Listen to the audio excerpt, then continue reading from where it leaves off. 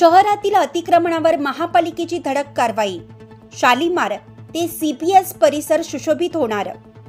उपायुक्त डॉक्टर मयूर पाटील यांच्या आदेशानुसार विभागीय अधिकारी चंदन घुगे यांच्या मार्गदर्शनाखाली महापालिकेच्या पथकाने शालिमार ते इंदिरा गांधी पुतळा आणि शिवाजी रोड ते सीपीएस दरम्यान अतिक्रमण हटाव मोहीम राबवली।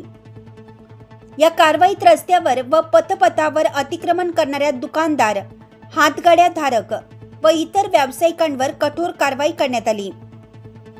महापालिकेच्या पथकाने लहान मुलांचे कपडे, टॉप, प्लास्टिकचे साहित्य, बांबू, टेबल, बेल्ट, फाईल, प्लास्टिक खुर्च्या, स्टँड, जाहिराती बोर्ड, लोखंडी टेबल, मोठ्या छत्र्या यासारख्या साहित्यांचा एक ट्रक जप्त करून आडगाव गोडाऊनमध्ये जमा केला।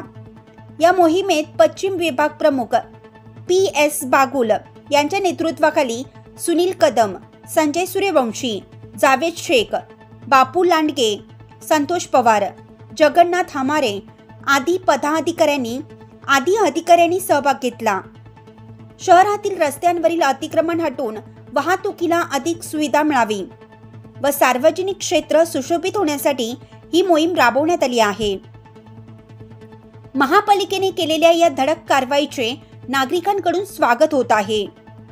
नाशिक लक्ष न्यूज ब्युरो रिपोर्ट, नाशिक।